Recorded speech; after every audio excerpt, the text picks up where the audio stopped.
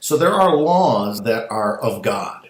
And we, talk about the Ten Commandments. We talk about Jesus' example. We talk about the church and the way that they do things. And then there's law of the land. Laws of the land include like physics. It includes traffic laws. It includes, taxes. It includes even some of the parts of the canon law that the church does in order to talk about the rights of a bishop or of a religious community.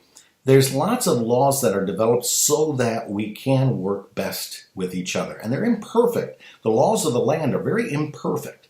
The best laws that we have are the laws of nature, which include like gravity and things like that.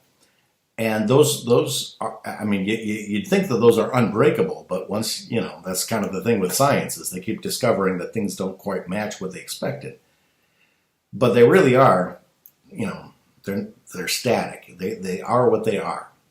The other is God's law. God's law is perfect, and God's law shouldn't change constantly. It needs to be adapted to a culture, to a time and a place, but it is steady. God doesn't change every couple of days based on his mood. The principle of subsidiarity is an important rule for morality. It means the lowest level of governance that can take responsibility or make a decision should take responsibility or make a decision. So is this a decision of an individual, of the parents, of the principal, of the mayor, of the governor, of the president, of the bishop, of the pope? Who has the authority? Now you might say, well, the Pope has the authority over everything. That's not the case. That is not the case. There are lots of decisions that the individual makes decisions on. There are lots of decisions that couples make together, that parents need to make. It would be inappropriate for me to make the decisions for the parents, just as it would be inappropriate for the parents to make the decisions of the pastor. Each one has their level of governance and responsibility and decision making. And so we have to be very careful about that.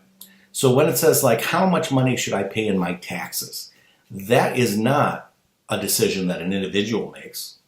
That is a decision that the state makes or federal. That's the level that it happens.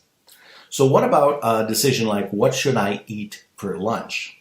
Now, if you're young, if you're a child, your parents will make that decision for you. Perhaps they've given that authority over to a school who makes those decisions, but always the school is subject to the parents. But it would not be appropriate for the priest to then change that.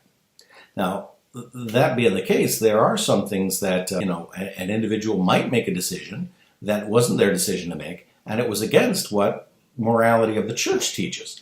For instance, are you allowed to date this person?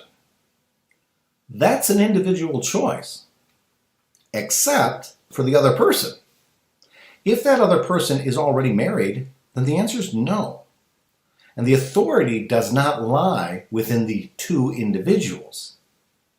If that person is married, that authority now lies in the law of God that holds marriage to be sacred, and therefore you are not to then enter into other relationships. So you can see, you might say, nobody could tell me who I'm allowed to date or not date. Actually, yeah, you're not allowed to date, little kids or married people. That's where the line comes. And so the lowest level of governance that can make the decision or take the responsibility should. When we break the laws, in the laws of the land, we end up going to court, we could get jailed, we could get fined. When we break the law of God, it's called sin.